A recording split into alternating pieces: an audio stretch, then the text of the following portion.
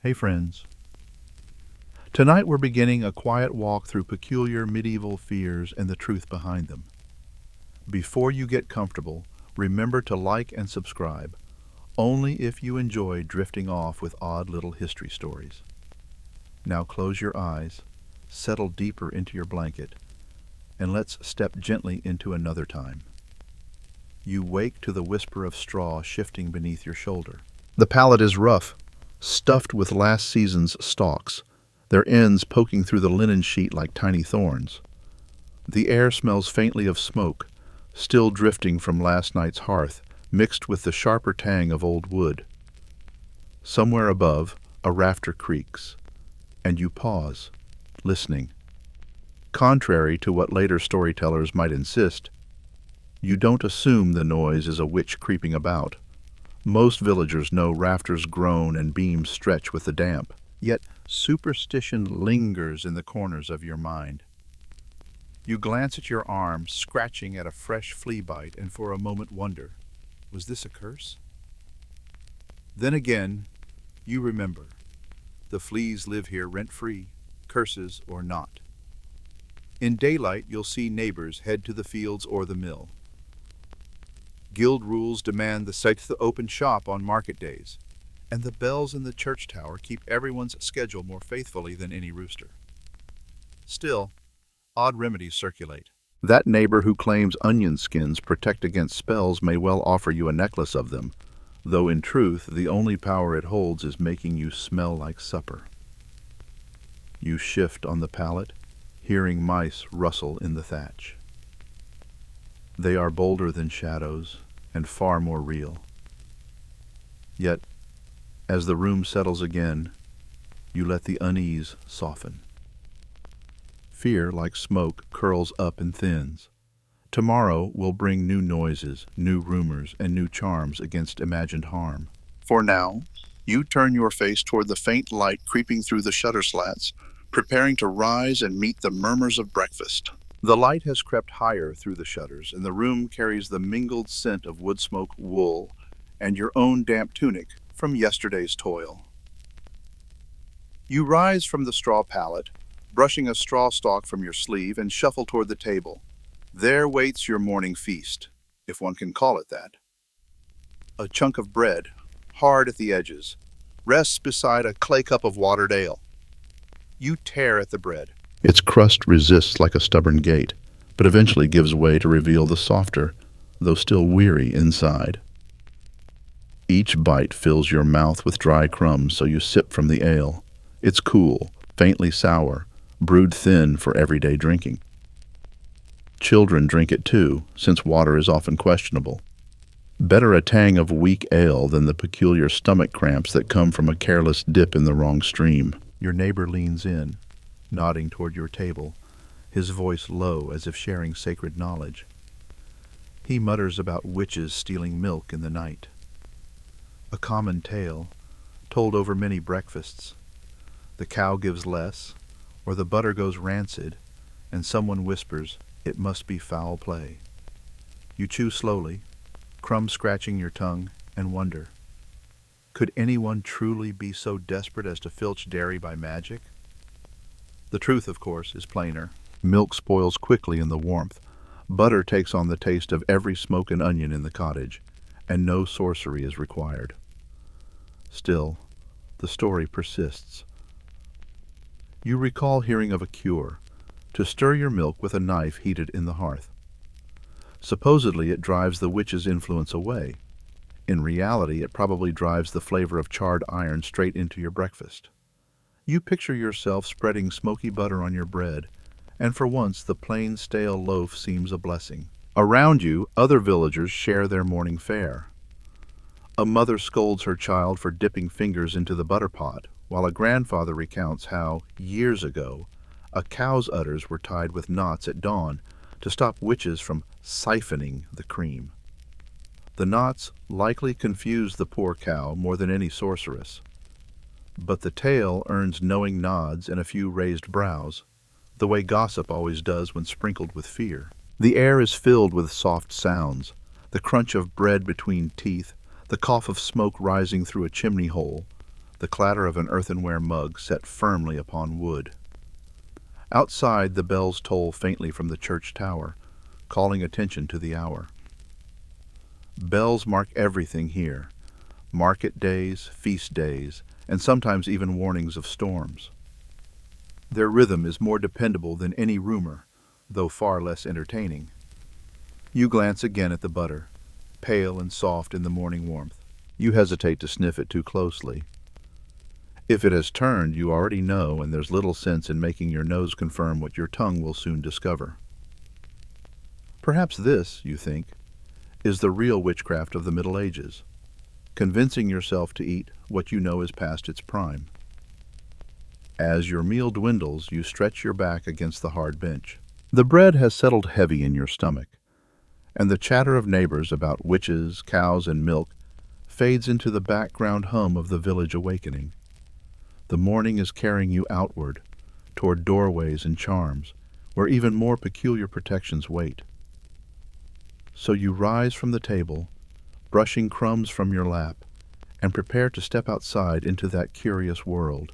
You step into the morning air, cool and damp, carrying the faint sweetness of hay mixed with the less poetic tang of dung. The sky is pale, still soft with mist, and the village stirs in quiet rhythm. The bleat of goats, the scrape of a bucket, the soft thud of clogs on earth. You pull your cloak tighter and glance around. Doorways greet you with curious decorations. Sprigs of rosemary, bunches of sage, or a string of garlic hang neatly above lintels. You walk steadily forward, noticing the way the charms fade into background, becoming part of the architecture itself. They are there, but like the flea in your bed or the soot in your sleeve, they are too ordinary to remark upon after a while.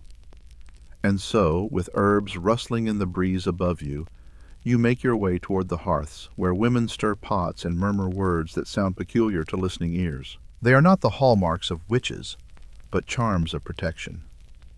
Villagers believe such herbs keep fields fertile, keep milk from souring, or at the very least keep neighbors from complaining about the smell. In truth, garlic does its part against illness, though its perfume makes conversation a challenge. You pass a cottage with fennel stalks tied in a neat bundle. It rustles gently as a breeze passes, releasing its aniseed scent into the air. The idea, so the old women say, is to guard the harvest against blight. The reality: fennel is better at flavoring stew than defending barley. You smile quietly at the thought that entire harvests rest on the shoulders of a single herb stalk. Some doorways show little bags of salt pinned with nails, a practice whispered about more than practiced openly. Salt was valuable, traded along long routes, and thought to repel harmful forces. Of course, it also repels bland porridge. You imagine a villager debating whether to protect his crops or season his supper, and suspect the porridge often wins. The lane beneath your feet is less mystical. Mud clings to your shoes, soft and slick, while manure waits in ambush. Each step is a negotiation between dignity and balance. The herbs above the doorways might guard the granaries, but nothing guards you from slipping into a pile left by the neighbor's ox. The odd truth: in this village you are more likely to stumble into muck than into magic. A child trots past, clutching a twig cross bound with wool. He waves it dramatically as if warding off shadows in daylight. Such charms are given freely, sometimes by a grandmother, sometimes by a priest, each a reminder that fear and reassurance are close companions. You nod at the boy and step aside. The cross is harmless, but his muddy shoes are not. At the far end of the lane, you notice a small wooden token nailed to a stable door. It's carved with a crude star, 5 points uneven, one arm longer than the rest. The symbol is meant to guard animals, especially horses, from sickness. A thoughtful touch, though the horse inside is far more protected by oats and shelter than by woodcraft. Still, no one likes to question tradition. It is easier to add one more star, one more sprig, one more charm, than to leave a door bare and wonder if you've invited trouble. The air carries the fragrance of thyme, sharp and almost peppery, hung high in another doorway. You breathe it in, the scent mixing oddly with the smoke of the hearth and the sourness of damp hay. The mingling smells are part of daily life, neither pleasant nor unpleasant, simply constant. As much as the bells mark the hours, these scents mark the seasons. A neighbor greets you with a nod, her arms full of nettles she has just cut. She mentions casually that nettles placed on a threshold deter witches. You resist the urge to ask whether the witches mind the stings as much as her own hands must. Instead, you nod politely, the way one always does when gossip dresses itself in certainty. By the time you turn back toward the square, your eyes have adjusted to the sight of herbs, crosses, and tokens. They are not sinister but ordinary, as natural to the village as patched cloaks or muddy lanes. You realize that most doorways hold more smoke-stained wood than magical decoration, but your mind keeps catching on the peculiar details. Fear leaves its traces in small gestures, half habit and half hope. The village hums louder now. The creak of a cart, the bark of a dog, the chatter of voices planning for fields and meals. The air inside the cottage is thicker than the morning mist outside. You step across the threshold, brushing past the sprig of garlic tied neatly above the doorframe, and find yourself enveloped in warmth. The hearth glows, firewood crackling, smoke drifting toward the rafters where it will linger stubbornly until someone coughs loud enough to remind you it's there.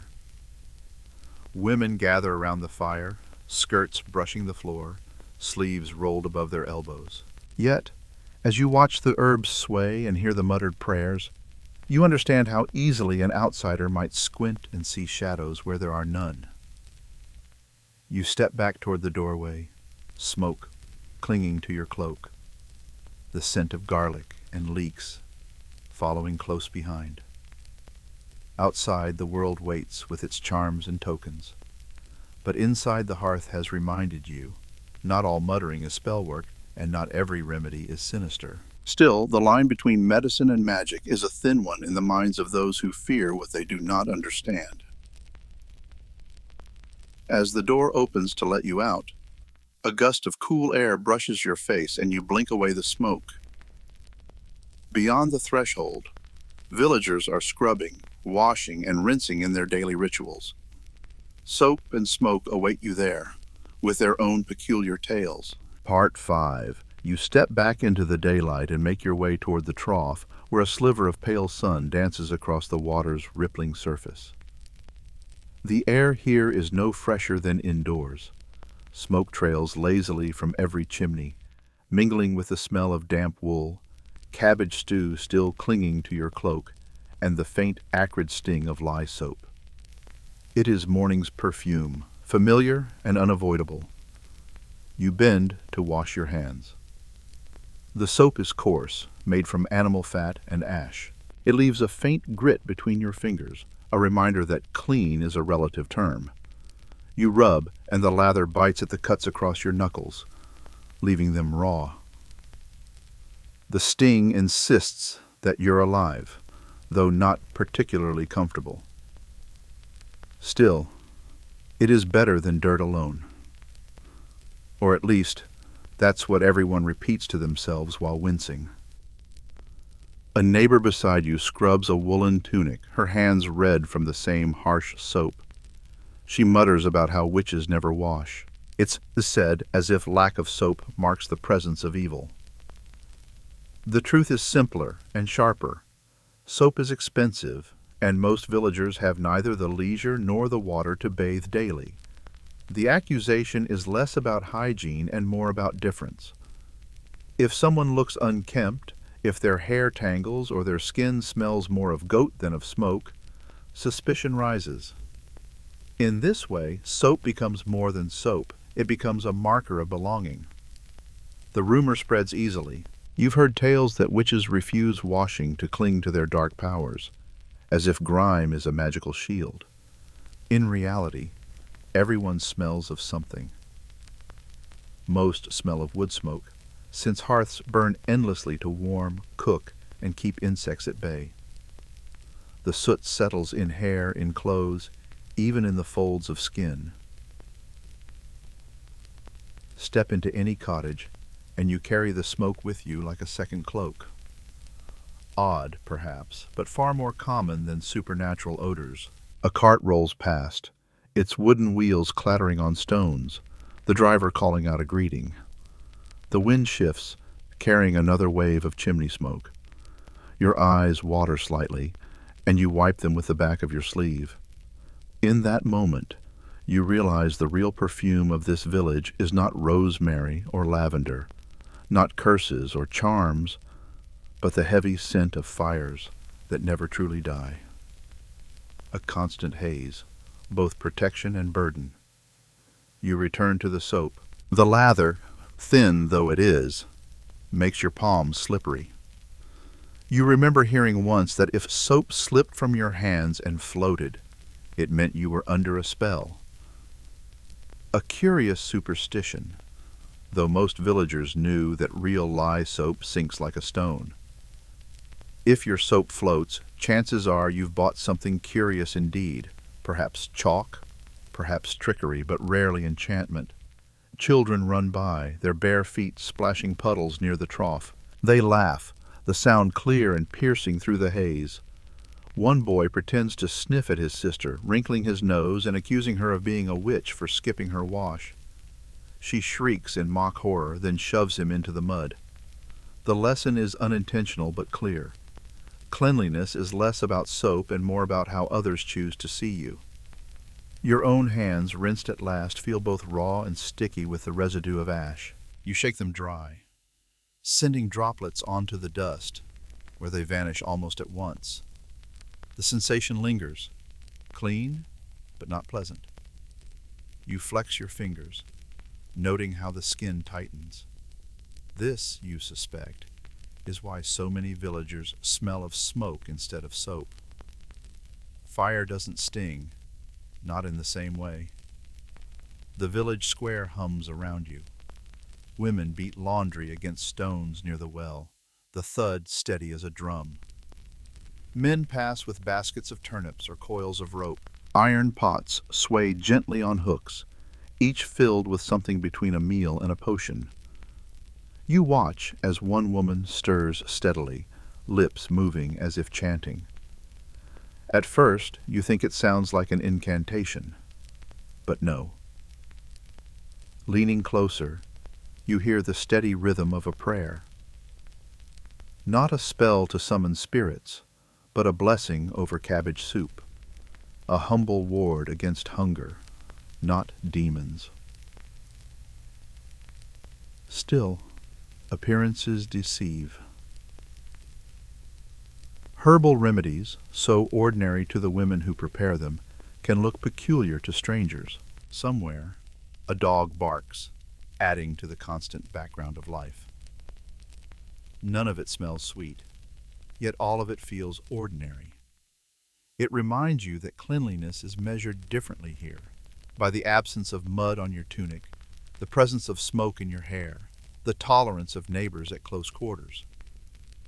A woman walks past carrying a bundle of herbs. She tucks a sprig of mint near her neckline, not for magic, but for freshness. Mint masks the heaviness of garlic, onion, and sweat. It is a humble charm, practical rather than mystical. Still, you note how easily it could be misread as a secret ward against witches. People see what they wish to see. In truth, mint is simply kinder to the nose. You look once more at the soap, resting on the trough edge. Its rough surface is etched with cracks, already shrinking. A precious thing, despite its cruelty to skin. No wonder people weave stories about those who avoid it. Yet, when the evening comes, and hearth smoke settles once more into your hair, no one will smell the difference. Everyone, witch or not, returns to the same haze. The sun has risen higher, painting the village in pale gold. Smoke curls upward, joining the sky. The soap dries on stone, waiting for the next hand brave enough to use it. You breathe deeply, smoke, mint, ash, and earth blending into a single steady rhythm. And with that, you prepare to carry your laundry to the river, where rumors flow as freely as water. The bundle of laundry weighs heavy on your arms, damp already from the morning's mist. You shift its weight against your hip and follow the rutted path toward the river. Each step squelches in mud, the prints of oxen and boots filled with water from last night's rain. The air smells of earth and smoke together, with just the faintest sour note rising from the wool in your basket. The river greets you before you see it. The sound of rushing water cuts through the murmur of the village, steady and constant. Then, rounding the last bend, you arrive at its edge. The bank is crowded with women, their skirts hitched high, sleeves rolled, arms strong from beating linen against stones. The rhythmic thud carries over the water like a drumbeat, broken now and then by splashes or laughter. You find a place along the bank and lower your load.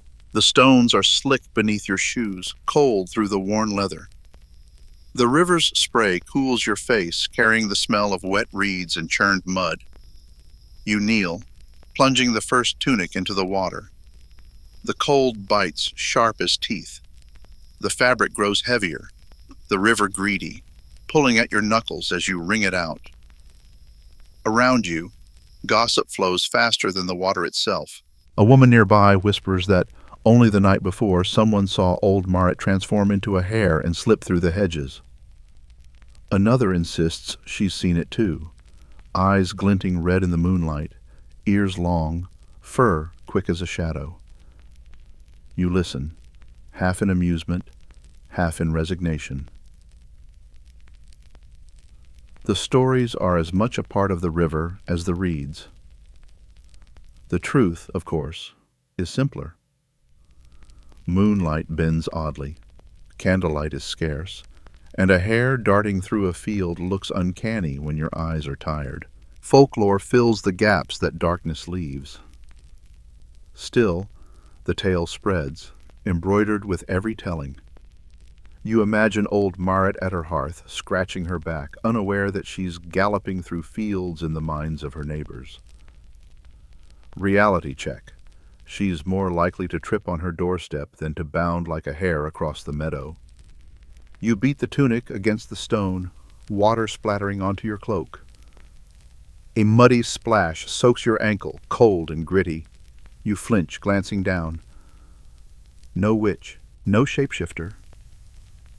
Just the river, always eager to remind you who's in charge. Somehow, a sudden splash feels more threatening than any hare in the hedgerow.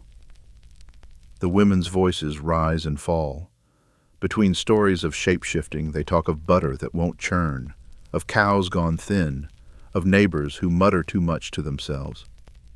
Each tale twists towards suspicion, then drifts back into laughter. It's half warning, half entertainment. Washing clothes is tedious work. Rumors make it lighter, or at least more peculiar. A girl farther down the bank demonstrates with delight how to ward off a hare witch. Turn your apron inside out and wave it in the air. The others chuckle, but nod, because why tempt fate? You picture yourself waving your own grimy apron at a startled rabbit, and you nearly laugh aloud. Yet you also know deep down that if a hare ran across your path tonight, you'd tighten your cloak a little closer. A handful of sage dropped into a pot might be seasoning, or it might be a ritual, depending on who is watching. For fevers, a poultice of garlic wrapped in linen is a common cure. To a neighbor with an uneasy imagination, however, the sight of garlic pressed against a sweating brow might look more terrifying than the fever itself. In truth, the garlic is doing more good than harm, though the smell tends to linger long after the patient recovers. The laundry piles beside you, dripping steadily, a little cleaner, a little heavier. The cold seeps into your hands, numbing your fingers. The stones bruise your knees, but the rhythm of wash and wring, beat and rinse lulls you into a steady pace. The gossip blends with the river's rush until you can barely tell where rumor ends and water begins. Sunlight breaks through the mist at last, gleaming off the wet linen stretched across bushes and branches. The garments hang limp, steaming faintly in the warmth.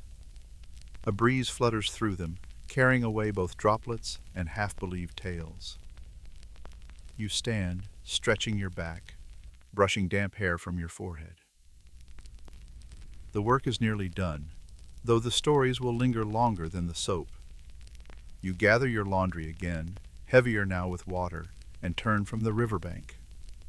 The women still talk, voices rising and falling, the hair leaping once more from mouth to mouth. You walk slowly, steps careful on the slick stones, each one a reminder that superstition is lighter than wet linen, but just as hard to escape. The path leads you back toward the church, where bells mark the hours and prayers answer fears more loudly than gossip. And so you follow, with wet sleeves clinging to your arms, toward the sanctuary of stone walls and whispered invocations. The church bells call you in before you even see the steeple. Their tones drift across the damp fields, steady and solemn, pulling you forward as though the sound itself tugs at your cloak. Your arms ache from the laundry you carried, but you set it aside at the threshold. Here, work waits outside. Inside, prayers are the task at hand. You step into the dim nave. The air is cooler, hushed, carrying the faint perfume of beeswax mixed with stone dust. Candles flicker in iron holders, their light trembling against the carved wood of the pews. Smoke curls upward, softer than hearth smoke, yet persistent enough to sting the eyes if you stare too long. You kneel on the worn bench, knees pressing into wood, polished smooth by generations before you. Around you, villagers murmur in unison, the cadence rising and falling like a tide. The prayer today is for protection against storms. Not simply rain, but storms said to be stirred by witches. The priest leads firmly, his voice echoing against the vaulted ceiling. You add your own words, softer, but perhaps a touch louder than usual, just in case.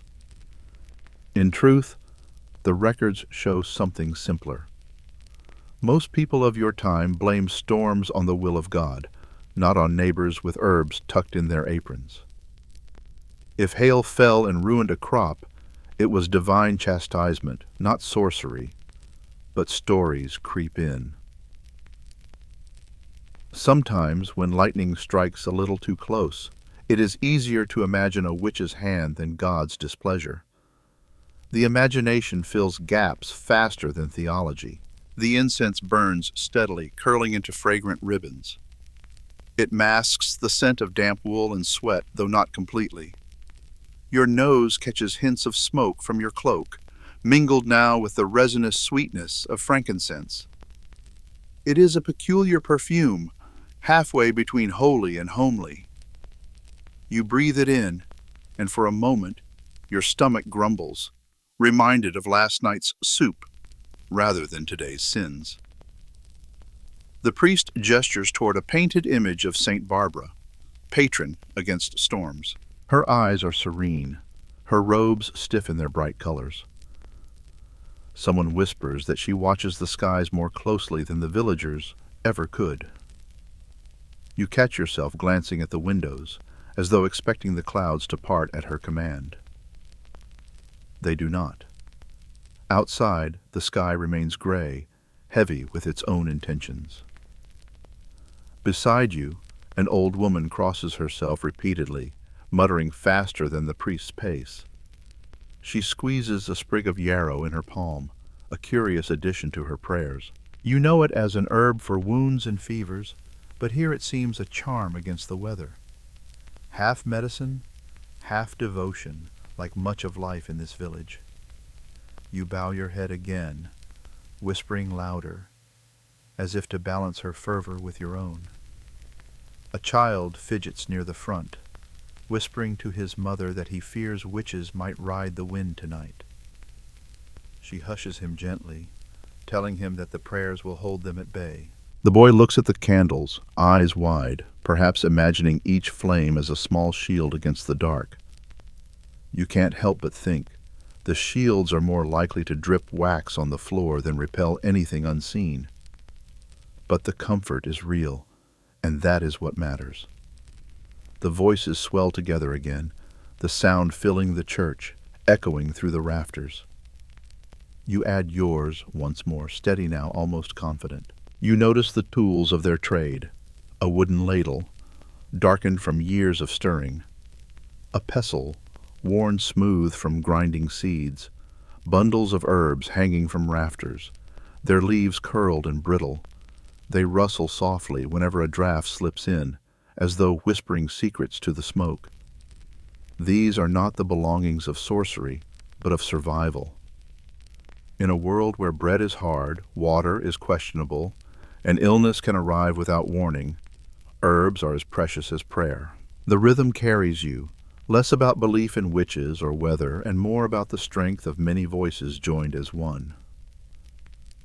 Faith has its own kind of gravity, pulling doubts into orbit until they seem distant, even if they never fully vanish.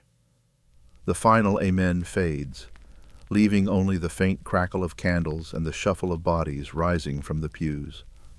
The priest raises his hands in blessing, the gesture wide and practiced. You bow your head, though your knees are grateful for the chance to stand again. Around you, neighbors whisper, some relieved, others already planning the next meal. Storms and witches retreat, at least until the next clap of thunder. As you step back toward the doorway, the cool air of the churchyard greets you, brisk and grounding. The sky still hangs heavy, but your mind feels lighter. You glance back once at the candles, still burning, their smoke threading upward like prayers that don't quite find the ceiling. Then you turn to follow the crowd homeward, ready for supper tales that will carry different fears and stranger wonders. The day wanes, shadows stretching long across the yard as you step back inside. The hearth has been coaxed to life again, flames leaping against the soot-black rafters. The air smells of smoke, onions stewing, and the faint musk of damp wool drying too close to the fire. A rough plank table waits with its simple spread, bread, a small pot of broth, and, most enticing, a slab of coarse meat set out to share. You take your seat, knees knocking the bench, and reach for the meat. Its surface is browned, though the inside is still stubbornly sinewy. You chew slowly, jaw working, the fibers resisting every bite. The flavor is earthy, tinged with smoke from the hearth and perhaps a little too much salt. You swallow with effort, half hoping the ale nearby will carry it safely down. Around you, supper is as much story as sustenance. Voices rise in rhythm with chewing, laughter punctuating mouthfuls. One neighbor leans in, whispering of witches gathering in secret feasts at night. They say the women fly there, crossing the skies like bats, arriving at long tables filled with delicacies no villager has ever seen. Roasted peacocks, golden wine, music played by demons themselves. You gnaw at your meat and wonder whether such tales are born from hunger rather than truth. After all, the promise of rich food in a season of turnips is more magical than the flight itself. The tale grows bolder. Someone mutters about an ointment, strange herbs boiled in fat that grants flight. They call it witch's ointment, passed from hand to hand, rubbed onto skin until one lifts from the ground. You glance at the pot of broth and imagine dipping your bread in it, only to find yourself sailing past the rafters. A peculiar thought. Reality check. You are far more likely to choke on a bone than to levitate on soup. The children listen wide-eyed, their bread forgotten in their hands. One girl shivers and asks her grandmother if the witches might swoop down tonight. The old woman chuckles, tearing a crust in two. If they do, she says, they'd better bring more butter. The laughter that follows is warm, filling the room better than the fire. For a moment, the fear softens, turning into a shared joke rather than a lurking dread. You gnaw another bite of meat. A splinter of bone catches at the edge of your teeth, sharp and unexpected. You set it aside with care, thinking again how ordinary hazards are always more dangerous than imagined ones. A poorly butchered cut, a loose splinter of wood in the bench, a cough that lingers too long. These are the true shadows in a villager's life. Yet still the mind prefers to wander upward, picturing feasts above the clouds. Another story begins. A shepherd swears he saw a figure gliding across the ridge last winter, cloak flapping like wings. Others nod, some skeptical, some eager. Hamai eager. You picture it yourself, mist swirling, moonlight casting peculiar shapes, and a weary shepherd seeing more than is truly there. Darkness bends reality, and hunger fills in the rest. The meat on your plate is a better anchor than any lantern. The fire pops, sending sparks briefly upward.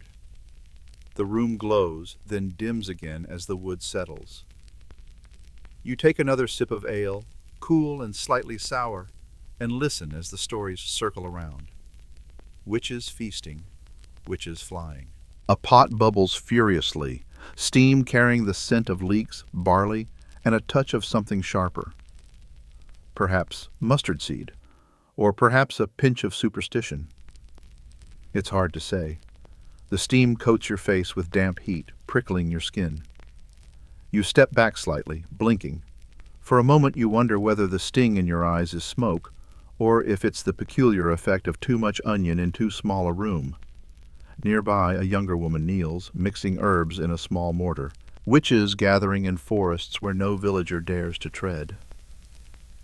The pattern repeats, embroidered with every retelling until it feels more like entertainment than accusation. You glance around the table. Every face is worn, every cloak patched, every hand marked with work. These are people who till fields, scrub clothes, knead dough, and raise children. And yet, in their stories, the same women become figures of the night, capable of soaring across valleys and banqueting on delicacies. It is almost flattering, if you think of it that way. An elevation from mud to moonlight. Your plate is nearly bare now, only crumbs and bones left. The stories, though, continue, weaving themselves around the firelight. You lean back on the bench, feeling the day's fatigue seep into your shoulders.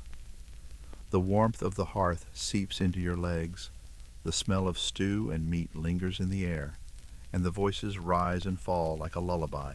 And as the tales drift on, half belief, half fancy, you realize the night is moving forward. The meal is ending, but the stories will echo long after the embers dim. Tomorrow will bring new rumors, new fears, perhaps even new feasts in the sky. For tonight, though, you finish your ale, brush the crumbs from your lap, and let your eyes wander to the hearth where another kind of labor waits, women preparing remedies and comforts for those who need them most. She grinds slowly, the rhythmic scrape filling the quiet between voices. This mixture, she explains, will soothe a cough. The recipe is simple: honey, thyme, and perhaps a dash of vinegar. Effective enough, though its sharp taste might make the patient forget the cough in favor of complaining about the medicine. You almost smile at the thought, healing by distraction. A child watches from the bench, eyes wide, chewing a crust of bread. To him, the muttering, the stirring, the grinding must seem mysterious. He will grow up knowing that soup is never just soup. It carries with it the prayers, remedies, and rumors of the household. Perhaps one day he'll repeat those prayers, and perhaps an outsider will mistake him for whispering spells. So the cycle continues, ordinary acts dressed in extraordinary suspicion. The fire spits suddenly, a log cracking open with a sharp pop. Ash scatters upward, glowing briefly before fading into soot. The women barely flinch. This is their world.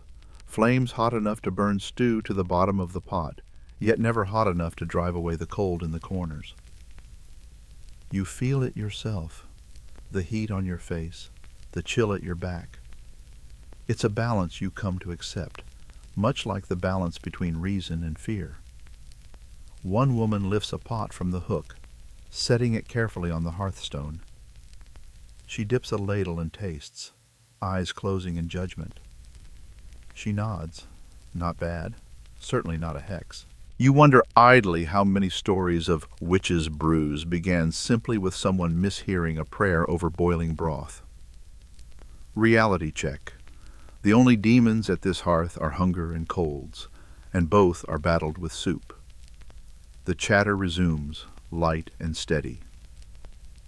Stories of fields, of neighbors, of cows, and that give less milk than expected. Every so often, a laugh bubbles up, mingling with the steam. The hearth is less a place of sorcery and more a place of comfort. The meal is over, the table cleared, and the village settles into evening rhythms.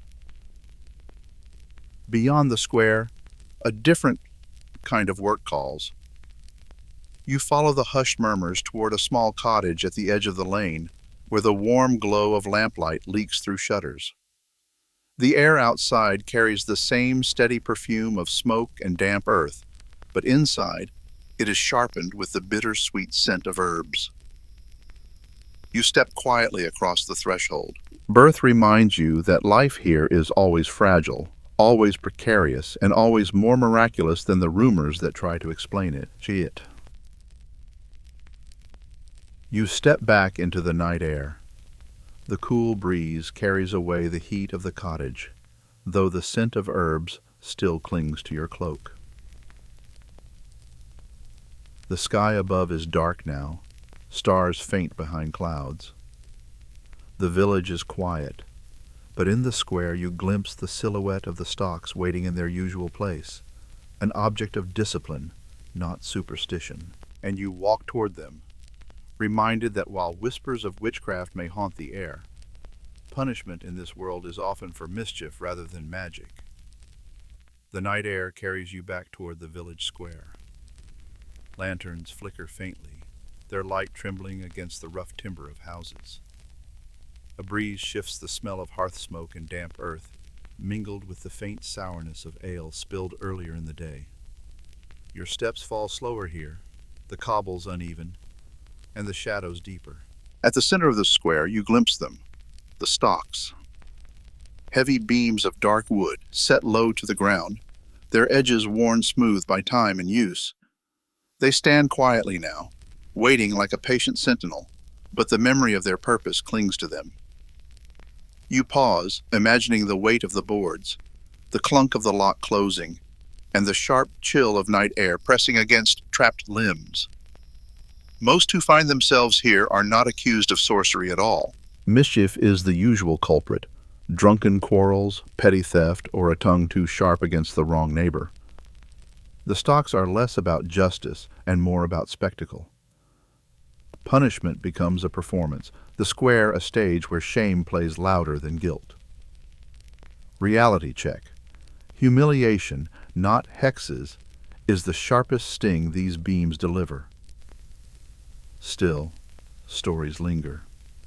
Someone always recalls how, years ago, a supposed witch was locked here, jeered at by the crowd.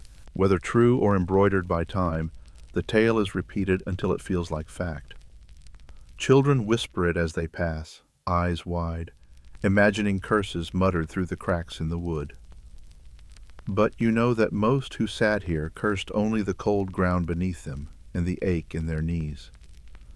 The wood smells faintly of damp and sweat, memories absorbed with every use. You reach out, running your fingers along its grain. It is rough beneath your skin, yet polished where countless wrists and ankles have pressed. The stocks tell their own history, wordless yet insistent. They remind you that shame endures long after pain fades, a peculiar kind of scar carried in the mind rather than the flesh. Voices echo faintly from nearby houses. A dog barks, sharp and sudden, then quiets again. The square feels larger at night, its emptiness magnified by the silence. You imagine how it would change when filled with villagers gathered around the stocks, pointing, laughing, sometimes throwing whatever was near at hand. Rotten vegetables, clumps of mud, even the occasional egg. A punishment less about crime and more about spectacle, about binding the community together against a single unfortunate figure. You recall hearing once that placing someone in the stocks during a festival drew the largest crowd. The joy of the feast mingled with the satisfaction of ridicule. It is an odd mingling, bread, music, and mockery all in the same breath. You wonder if laughter feels different when it is at someone else's expense, louder perhaps, though not kinder. A lantern sways in the wind, its glow brushing the stalks briefly, then leaving them in shadow again. They stand unchanged, as if indifferent to the tales woven around them. Yet you sense how easily memory confuses mischief with witchcraft, discipline with sorcery. In the imagination, a thief can become a conjurer, and a quarrel can become a curse. The boundary is as thin as the smoke rising from a chimney. You step back, giving the square one last glance. The night presses close, cool on your skin, but your mind lingers on the quiet weight of the stalks. You realize that punishment here is not about devils or charms, but about keeping neighbors in line, ensuring order in a world where fear often outweighs fact. And still, the villagers tell their stories, swapping shame for sorcery until history and rumor blur together. You pull your cloak tighter and turn toward the fields, where harvests rise and fall with less regard for punishment and more for the whims of weather. A midwife kneels near the hearth, sleeves rolled, her hands steady despite the murmurs of pain that ripple from the back room. She moves with purpose, selecting leaves from bundles that hang in careful clusters above the fire. Sage, fennel, and a sprig of rosemary. Each crumbles between her fingers, falling into a small wooden bowl. She stirs the mixture with a pestle, the soft grind marking the silence like a heartbeat. To those gathered close, her work is neither strange nor frightening. As you walk, you feel the cool wind across your face, and you sense how quickly whispers shift, from shame in the square to blame in the fields, where crops wither and the hunt for explanations begins again. The wind carries a sharper bite now. You pull your cloak tighter around your shoulders, though the wool is thin and patched in more places than you'd care to count.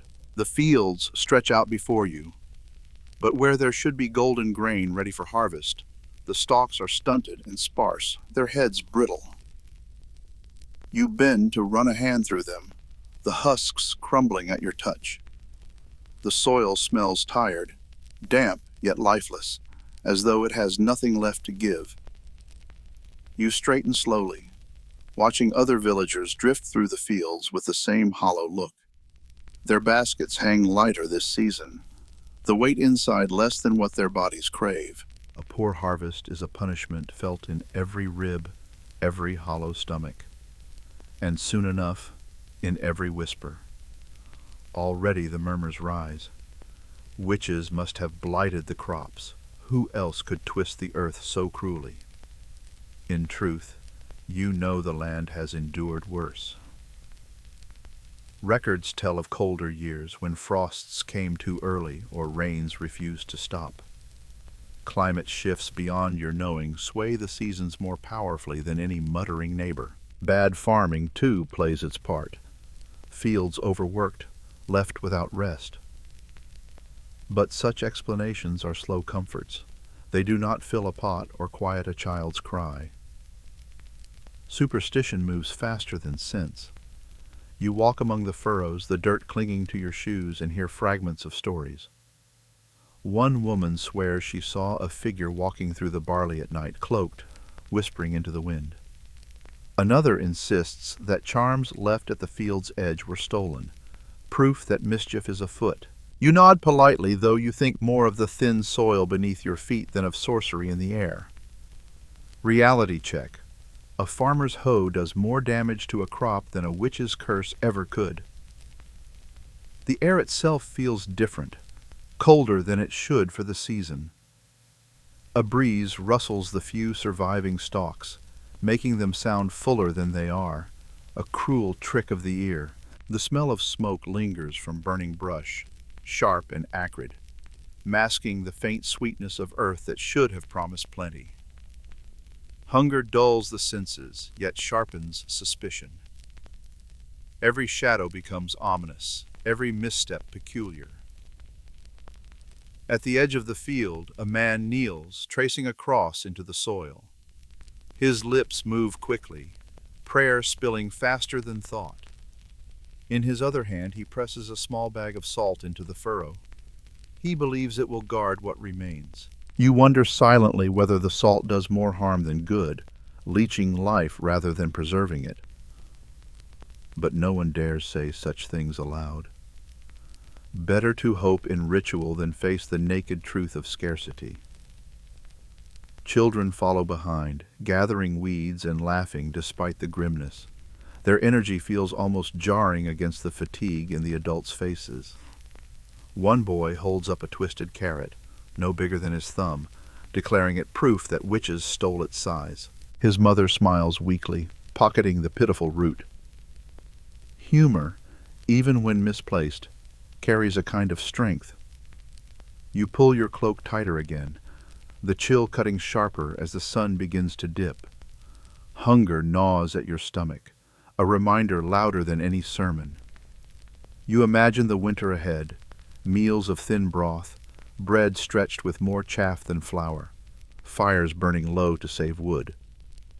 It is not witchcraft that frightens you most, but the arithmetic of survival, how to divide little into enough. The whispers will continue, of course.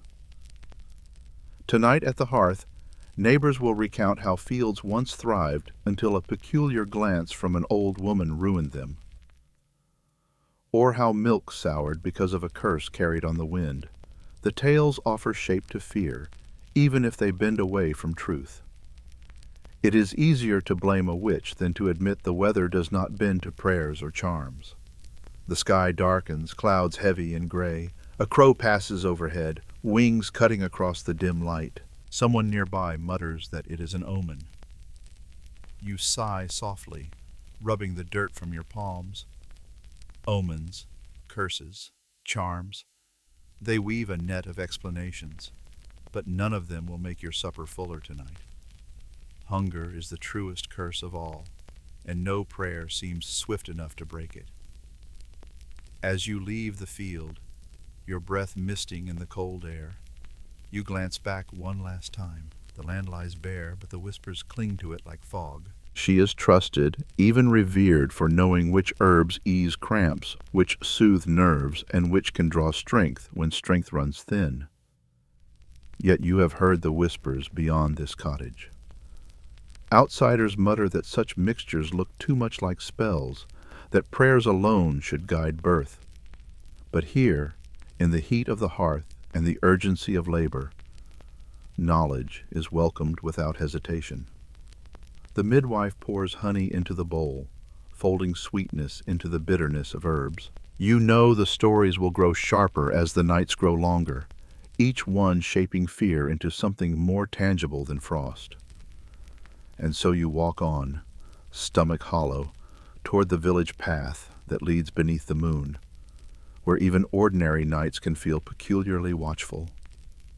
The path home stretches long beneath the night sky, the moon heavy and round above you. Its pale light spills across the fields, turning every furrow into a shadow, every thicket into a secret. You tug your cloak closer, not because the air is so cold, but because the silence carries weight. The full moon has always had that peculiar effect, making even the most ordinary lane feel touched by something watching. You place your feet carefully on the uneven path. Stones shift under your boots. Damp earth clings to the soles. Each step makes a sound louder than you expect. Crunch, squelch, scrape, as though the night listens. Somewhere in the hedges a branch snaps. You pause, head turning sharply. For a heartbeat, you imagine the whisper of a coven, women gathering in secret, their shapes hidden just beyond the reach of light. Then reality asserts itself, more likely a fox or a rabbit startled at your approach. Yet your imagination keeps pace, quicker than your tired feet. The tales are clear enough. Neighbors claim witches meet beneath the full moon, gathering in circles to dance, chant, or share feasts stolen from honest tables. You have heard these stories since childhood, whispered over supper or muttered at the hearth. Still, no one ever seems to see these gatherings directly. They are always just out of reach, heard by a cousin, told by a friend's uncle, confirmed by no one. In truth, the only creatures who dare assemble under the moon are wolves, and they are far less interested in feasts than in sheep.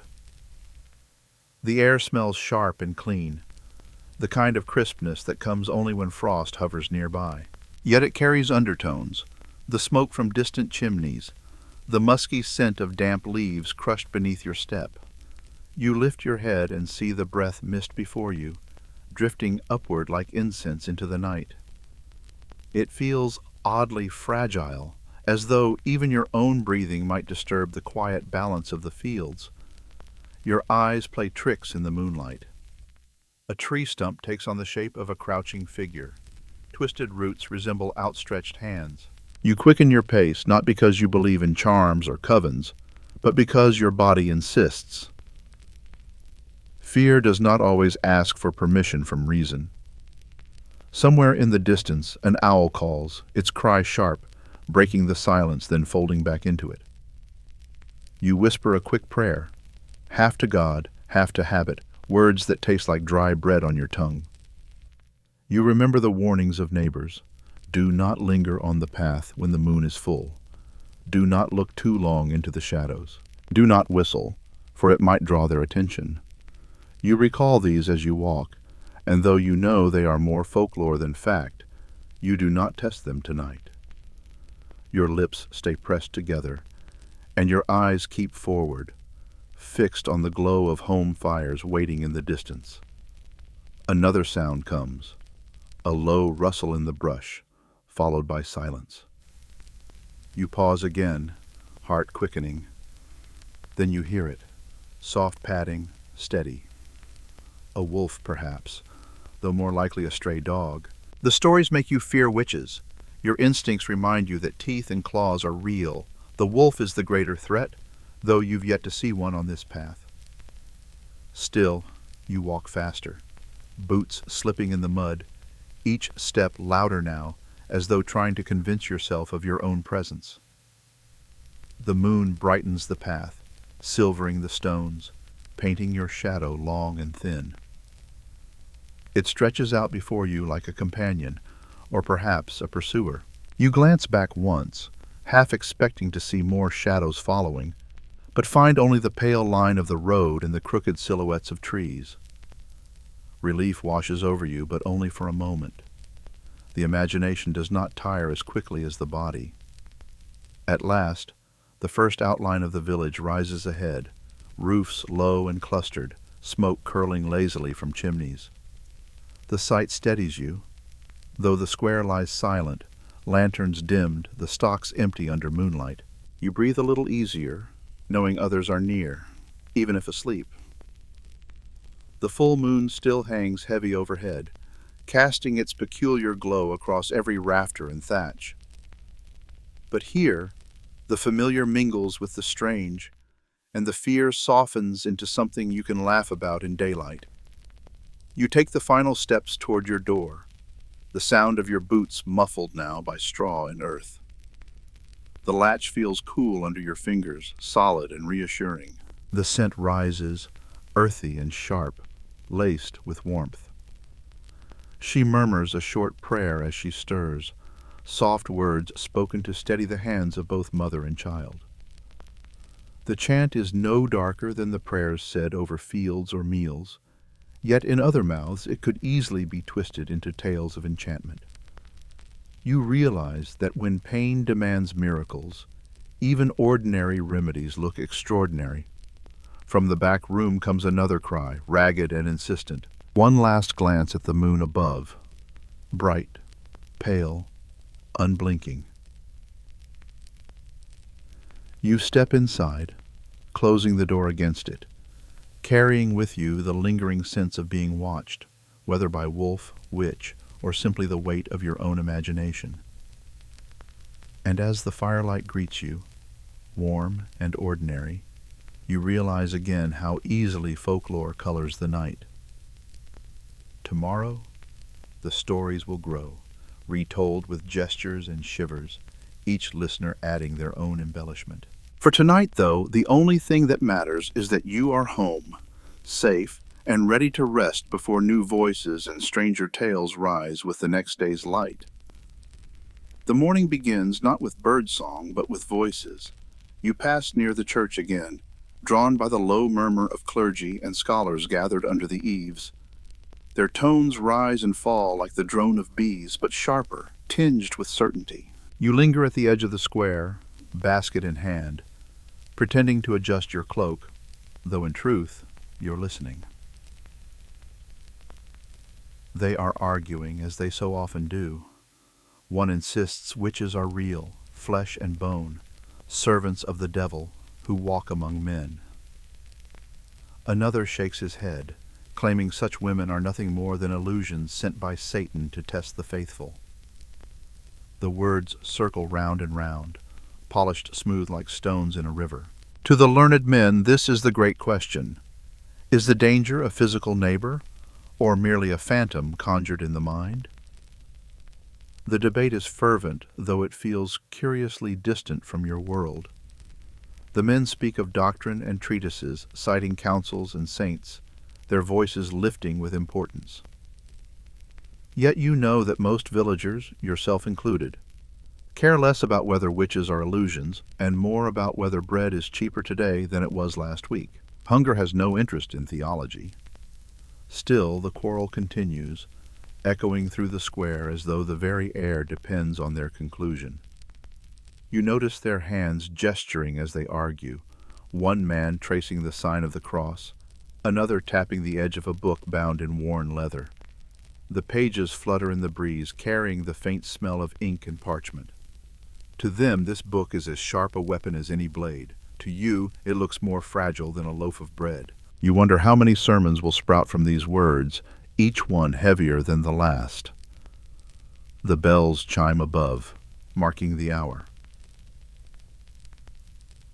The scholars pause, but only for a breath, before plunging back into their quarrel. One insists that devils ride women's bodies as puppets, fooling neighbors into thinking they fly or feast. Another scoffs, claiming this demeans God's power, that illusions are the greater danger, for they trick the faithful into fear. You watch their faces grow redder, their gestures more heated. You half expect the air itself to spark with their passion. And yet, the villagers who pass by seem unconcerned. A woman with a basket of eggs steps around them, eyes down. A boy trots past with a bundle of firewood, his only care balancing the weight across his shoulders. Life demands too much attention to worry over illusions or devils. Still, you sense how these arguments will filter down, reshaped into sermons that stir unease rather than clarity.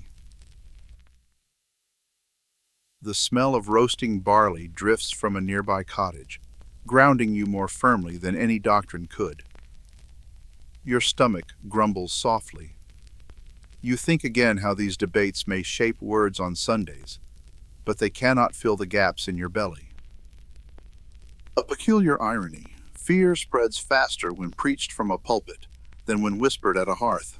And when it comes wrapped in the robes of authority, it settles deeper, like smoke clinging to rafters. The clergy shift, lowering their voices now, as if their disagreement has worn them out. One traces figures in the dust with his boot, the other adjusts his heavy cloak. You take this as your moment to move on, though the echo of their words lingers. Illusions, devils, flesh, spirit. The categories may matter to them, but to you, the questions remain simpler. Will the weather hold? Will the fields yield? Will there be enough to eat when winter settles in? As you walk away, the sound of their voices fades, replaced by the ordinary rhythm of the market, the creak of carts, the call of vendors, the shuffle of coins. The debate will continue, no doubt, feeding new sermons that frighten the faithful. But here, in the lanes and fields, daily life cares more for cabbages than for quarrels. The women around the hearth exchange glances, but none interfere. They know this pattern, have lived it themselves or watched it countless times. The midwife stands, lifting the bowl, and slips through the door. You remain near the fire, the sounds of birth weaving with the crackle of wood. It is a peculiar harmony, both raw and sacred. Time passes slowly. You watch the fire sink lower, embers glowing deep red. A kettle whistles softly, and another woman pours water into a clay jug, ready for washing. Still, you can't shake the feeling that words, sharpened by scholars, carry their own peculiar power. You shift your basket in your arms and follow the lane toward the barns, where another subject of suspicion waits in the shadows. Cats prowling among the hay, both cherished and accused, both protectors and scapegoats in their own peculiar way. The air grows hotter, thick with steam and the lingering fragrance of herbs. Sweat beads on your brow, trickling down your temple. You wipe it with your sleeve, the fabric rough but familiar. At last, a new sound pierces the air. A cry, unlike the mother's. Thin, fragile, yet astonishingly strong. The women sigh with relief, some crossing themselves, others muttering thanks.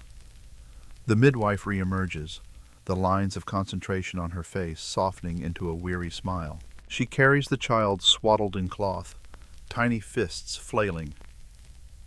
The air feels lighter instantly, as if the whole cottage exhales together. The mother's voice, faint but steady, follows from the room. Gratitude flows with it, unspoken but thick in the air. You notice how quickly suspicion dissolves when results are visible. The whispers about magic or sorcery vanish in the presence of a breathing infant. For tonight, the midwife is not peculiar but essential. Tomorrow, perhaps, the murmurs will rise again in some distant corner of the village, but not here, not now. The fire pops softly, and the midwife lowers herself back by the hearth. She places the bowl of herbs aside, already preparing fresh bundles to hang for future use. Her work never ends. Each birth leads only to the next, each remedy to another need. You wonder briefly whether she ever hears the stories told about her, whether she laughs at them, or whether the weight of suspicion clings like smoke. The child fusses, then quiets, lulled by the steady rocking of a relative's arms. The cottage is filled with low voices, the scrape of stool legs against the floor, and the rustle of cloth as the mother settles into rest. You feel the day's weariness deepen in your own limbs. The lane carries you toward the barns, where the air grows thick with the scent of hay, dust, and the warm musk of animals bedded down for the night.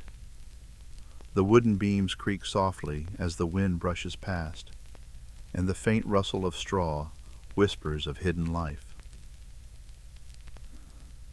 It does not take long to spot them, slender shapes slipping between shadows, tails flicking like quiet punctuation marks.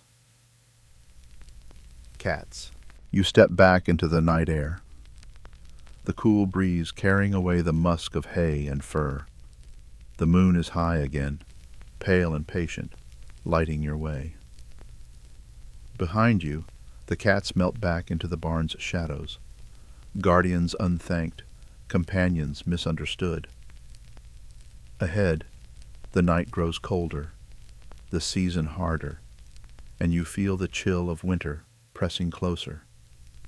You draw your cloak around you, preparing for the long months to come, when warmth will be scarce and fears will multiply. Already, clouds gather at the horizon, and you know whispers will turn sharper when the weather worsens. The next storm will not only rattle roofs but summon accusations. And so, with cats behind you and the wind before you, you walk toward the heart of winter, where superstition finds fertile ground in every worry. Winter does not arrive with ceremony. It creeps in, steady and quiet, until one morning you wake to find the air sharper, the fields brittle with frost, and the sky holding itself in a cold, gray stillness. You wrap yourself tighter in your cloak, though the wool is thin, and shuffle toward the hearth. The fire sputters reluctantly, as if the wood itself resents being asked to burn in such chill. Nights are the hardest. You huddle close to the embers, drawing your knees under your chin, listening to the wind rattle against the shutters. Every gust seems to find a new crack in the walls. A drip echoes somewhere, steady as a heartbeat, proof that the roof has begun to fail again. The chill snakes through every gap, prickling your skin. You mutter a prayer, though you know prayer will not mend the chimney or seal the leaks. Neighbors whisper during these nights that storms come from witches. The wind that claws at your shutters, the snow that buries the lane, the ice that freezes the well, each is said to be conjured by unseen hands. You sit, cloak drawn, listening to their tales and wondering how such powers would work. Would a muttered curse truly bring down hail? Would a spoonful of herbs scattered at midnight summon the north wind? It seems improbable, but then another draft slithers down the chimney and your shoulders tighten all the same. The truth is more practical and less forgiving. Roofs crack where beams are weak. Chimneys smoke where stone is crooked. Winter punishes neglect as surely as it punishes pride. You glance upward and see soot-stained rafters, the edges damp from last storm's leak. The danger is not sorcery, but the ceiling giving way above your head. Reality check. A neighbor's curse won't collapse a roof beam, but rot and rain will. The smells of winter are heavier. Smoke thickens the air, clinging to your cloak and hair. Damp straw lies sour in the corners. The broth simmering on the hearth carries a faint bitterness, stretched with more water than meat. Even the taste of bread seems flatter, as if the cold has seeped into the flour. Hunger crouches with you by the fire, a companion as constant as fear. You recall hearing once that storms could be driven away by ringing the church bells. Their tolling, deep and insistent, was meant to break apart clouds and scatter lightning. Whether the bells frightened devils or simply reassured villagers, you cannot say. Still, there is comfort in sound when the wind howls loud enough to shake the shutters. And so, even now, you sometimes find yourself listening for distant chimes, hoping their echo will steady the night. A child whimpers on the other side of the room, stirring in their sleep. The mother whispers softly, blaming witches for the cough that won't leave him. Her voice trembles, caught between anger and fear.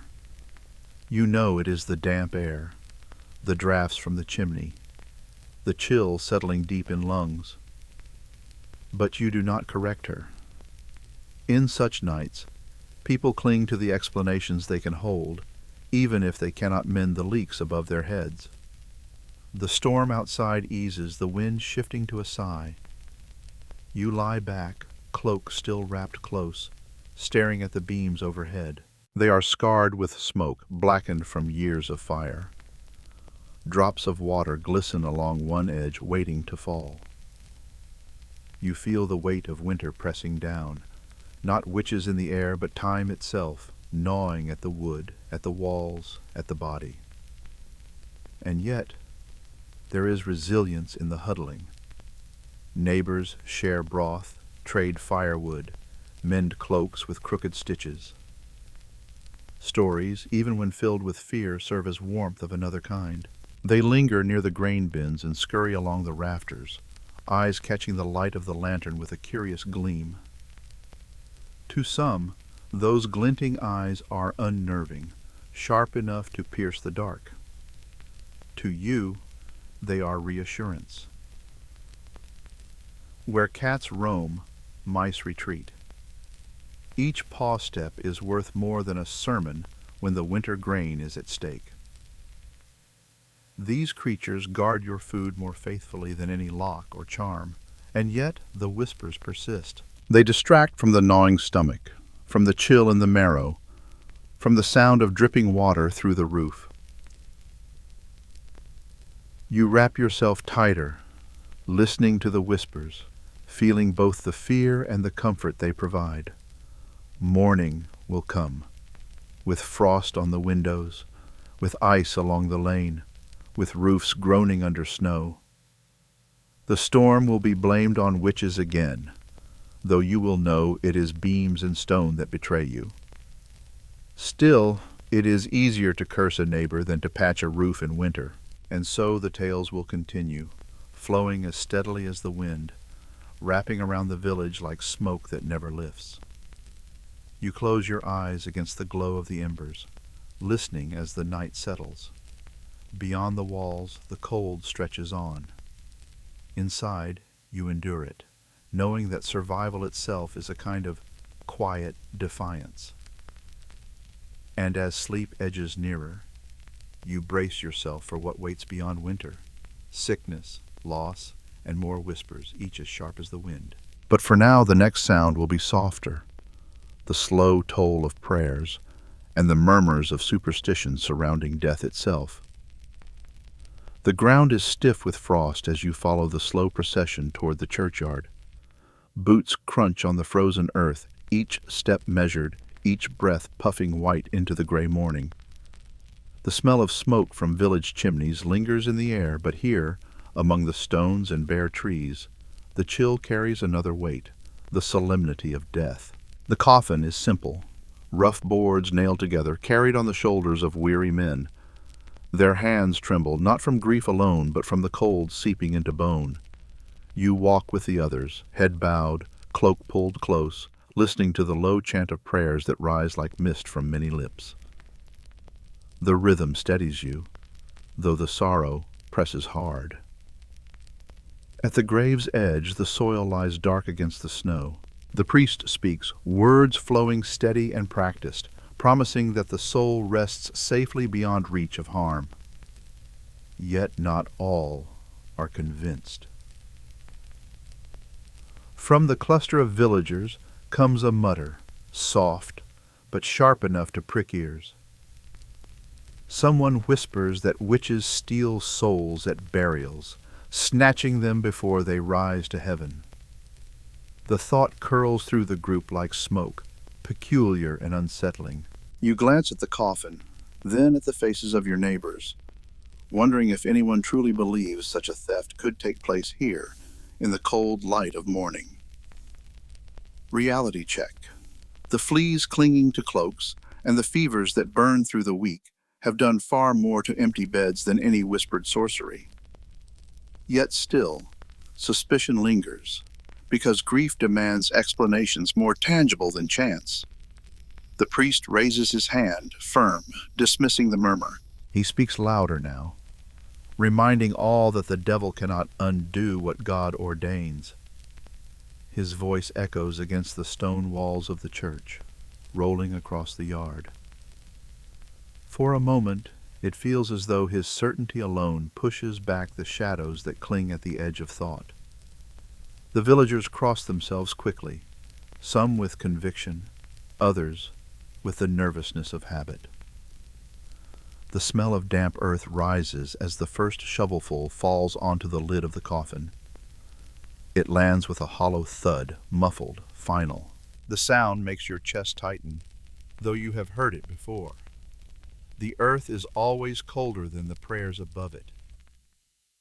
Around you, people shift, stamping their feet for warmth, the scrape of leather against frost loud in the still air.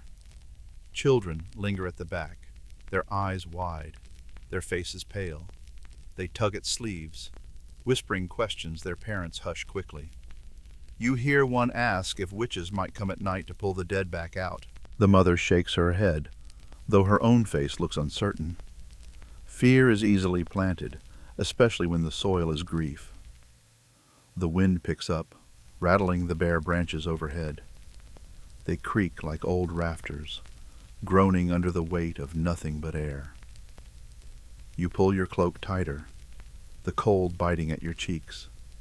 The prayers continue, but your mind drifts to the endless cycle of sickness, hunger, and loss that haunts the village.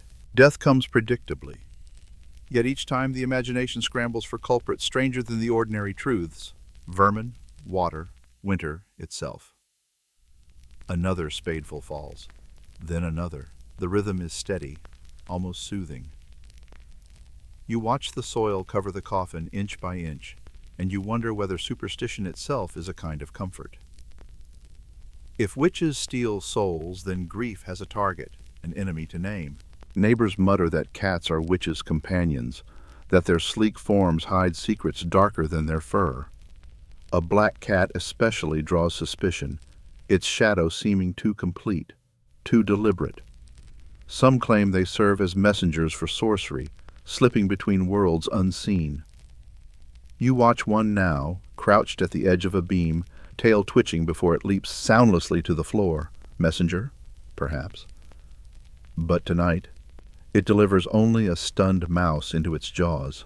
If it is only fleas and fever, then there is no one to curse but fate itself, and fate makes for poor company on long nights. The grave is filled, the mound of earth smoothed. A wooden cross is placed at its head, the wood pale and raw against the dark soil. The priest speaks a final blessing, and the villagers murmur their amens.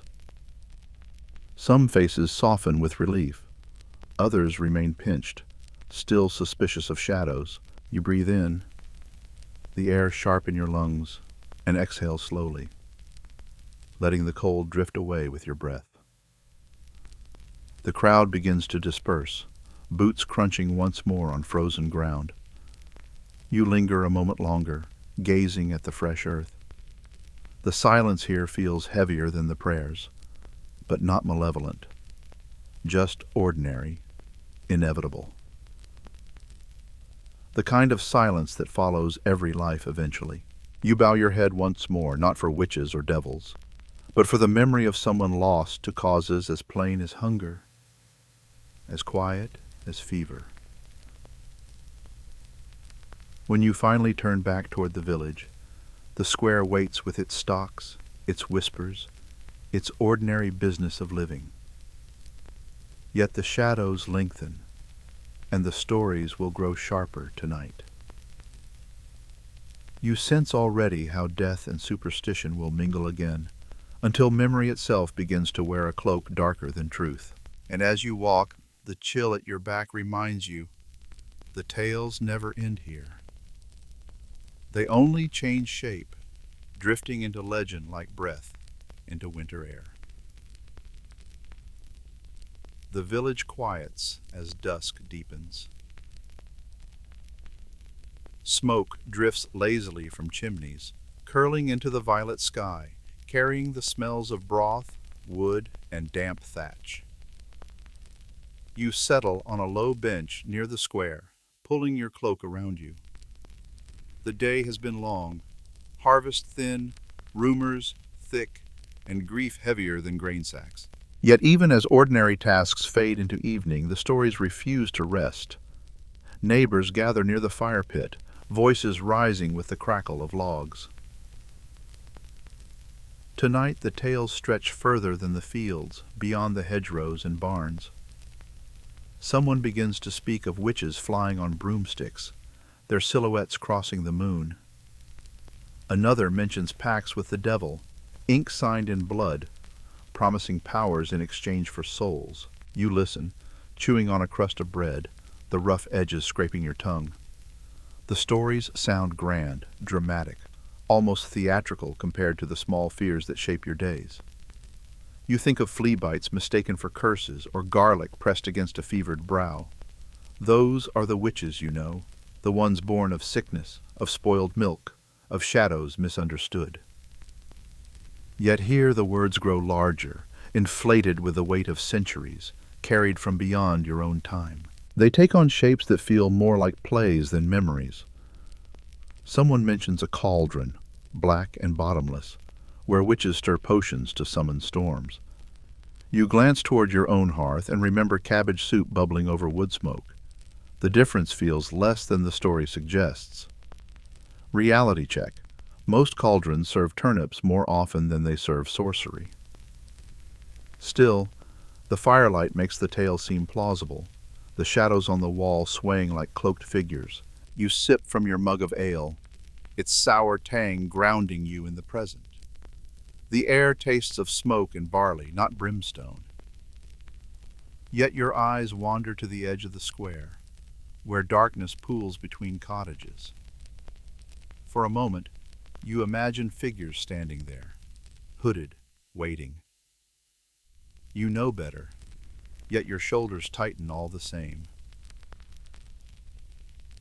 Legends outlive facts because they are stubborn companions, walking beside you even when the road is empty. The children lean in, wide-eyed as the stories grow. Broomsticks that lift women into the sky, feasts with demons, flights across the countryside. Their mouths hang open, their bread forgotten. To them it is both terror and entertainment.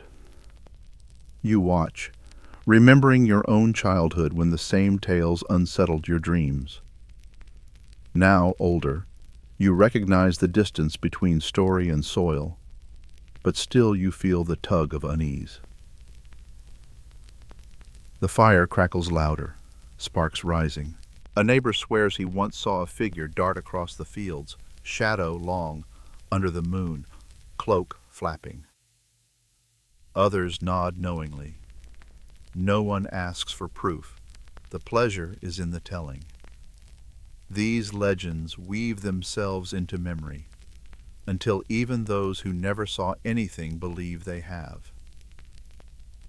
The line between history and imagination blurs, written not on parchment but in whispers. You lean back, feeling the hard bench beneath you, the chill pressing against your legs. The truth is plainer and far less peculiar. Cats are prized in most barns, their presence the best defense against hunger gnawed away by rodents. A barn without cats is a barn where grain dwindles before spring. Yet people, eager for stories sharper than reality, turn protectors into omens. It seems easier to fear the cat's quiet movements than to praise its practical work. Reality check. A cat with sharp claws is far more dangerous to vermin than to souls. The stories swirl around you, half believed, half dismissed. It strikes you that facts fade quickly. Poor harvests, bad roofs, fevers that take children. Yet legends endure, reshaped until they fit the fears of any age. Perhaps it is easier to recall broomsticks and packs than damp straw pallets and empty bellies. The night deepens, the stars faint above, the moon a pale coin hanging still. Shadows stretch long across the square, reaching toward you. You glance at them, knowing they are only tricks of firelight, yet your eyes linger. Suspicion is not so easily dismissed. You know the stories are exaggerated, built larger with time, but still, you keep watch as though the shadows might stir.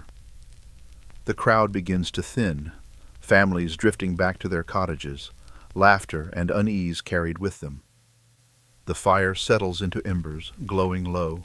You rise, brushing crumbs from your cloak, and prepare to leave the square. Yet even as your steps carry you homeward, the legends follow, humming softly at the edge of thought. They outlive the facts because they fit too neatly into the places where fear waits. And so you walk on, aware of every creak, every flicker of shadow, until at last you reach your door. The latch feels cool beneath your hand, steady, real. Inside, a blanket waits, rough but warm. Still, As you settle beneath it, you know the night will not be silent. Legends will murmur just beyond the edge of fog, and in the morning new tales will grow as easily as weeds. And soon you will drift beneath them, into the peculiar space where truth fades and story lingers. The cottage grows quiet as the last embers in the hearth dim to a gentle glow. Smoke lingers in the rafters, slow and heavy, curling upward like a tired spirit that refuses to leave. You stretch out on your straw pallet, the rough blanket scratching at your skin, its wool smelling faintly of damp earth and wood smoke. The night presses close, muffling the square outside, until only the occasional bark of a dog or the sigh of wind through a shutter remains. You settle deeper, letting the coarse straw shift beneath you, poking through the cloth to remind you that comfort is always relative here. The blanket is thin, but you pull it high all the same, cocooning yourself against the draft sneaking down from the roof beams. A cold breath brushes your cheek, and you turn your face into the pillow of bundled cloth, sighing into the darkness. Your thoughts drift back over the day, the tales of witches riding broomsticks, feasting in the moonlight, stealing souls at burials. Stories that grew large and strange with time, embroidered until they resembled little of the life you actually live. You know, as you lie here, that most of these beliefs belong more to the imagination of later centuries than to the rhythm of your village. Here, witches are less likely to dance with devils than to be mistaken for a midwife with garlic in her basket. Yet knowledge does not always silence unease. You scratch at your arm where a small welt rises, hot and irritating. A flea bite, you tell yourself. The same fleas that jump from straw to cloak, from cloak to skin, a nuisance too common to require explanation. Still, you hesitate, your fingers hovering above the mark. The darkness around you grows thicker, and the whisper of legends presses at the edges of thought. Could it be something peculiar after all? The smells of the day cling to you still, smoke woven into your cloak, lye soap stinging faintly on your hands, garlic and herbs ghosting from the hearth. They settle around you, a blanket of their own, equal parts comfort and discomfort. You breathe them in, the mixture grounding you in the ordinary, even as your mind wanders toward the extraordinary. Outside, the moonlight slips through the shutter cracks, painting thin lines across the floor. They shift when the wind moves the shutters, bending and straightening like pale fingers reaching across the room. You watch them for a while, lids growing heavy. They are only light, only shadow, and yet your imagination stirs.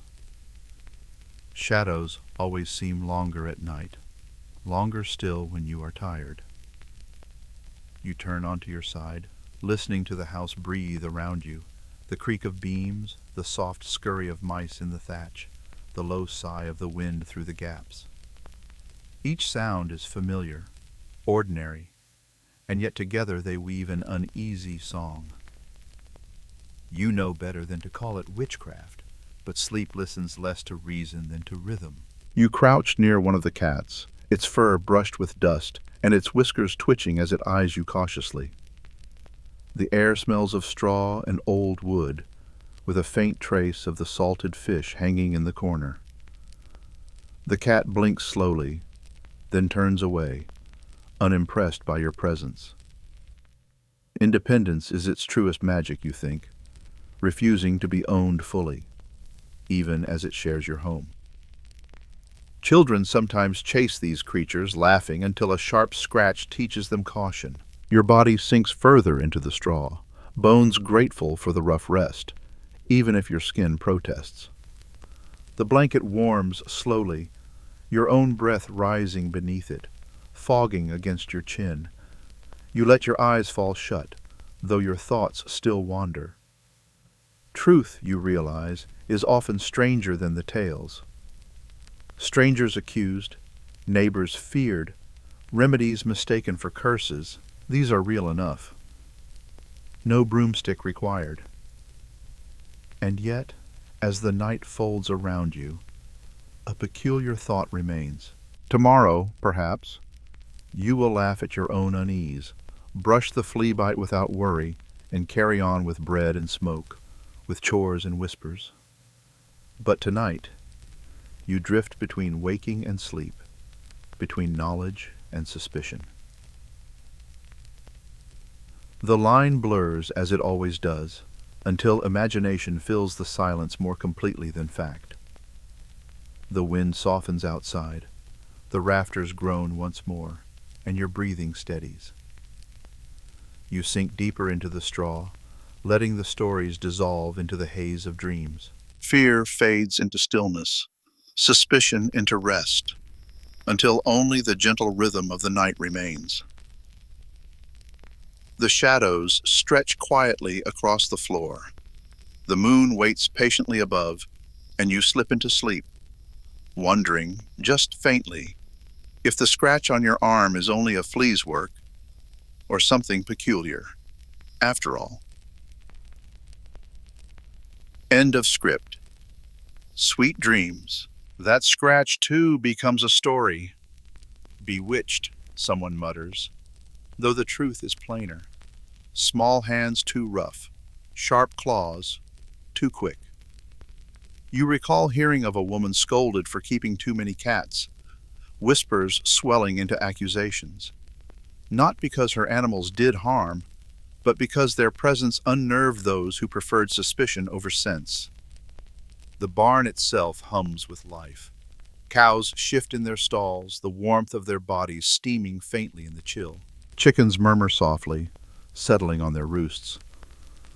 A cat weaves through it all, tail curling like smoke. It pauses at the edge of your boot, then darts into the shadows again. The quiet efficiency of its hunt is oddly comforting, as steady as the toll of church bells. You run a hand along the grain sack stacked by the wall. The cloth is coarse, stiff with dust, but still heavy with this year's harvest, thin though it was. Without the cats, you know, these sacks would be lighter still. You picture trying to explain that to someone more concerned with omens than with oats. Words are rarely sharper than claws, and neither is sharper than hunger. Another cat appears in the doorway, silhouetted against the moonlight. Its outline is sharp, elegant, its gaze unreadable. For a moment you understand how stories grow, a shape in the dark, silent and still, watching too intently. But then it yawns, stretching long, its jaw opening in perfect ordinariness. The spell breaks if it ever existed. The cat is no witch's servant, only its own. The lantern sputters, casting shadows that dance across the beams. The cats slip in and out of them, part of the rhythm of the barn, inseparable from its life. They are blamed unfairly, whispered about too freely, yet their service is undeniable. For every rumor told about their companionship with witches, a dozen mice lie quiet because of them.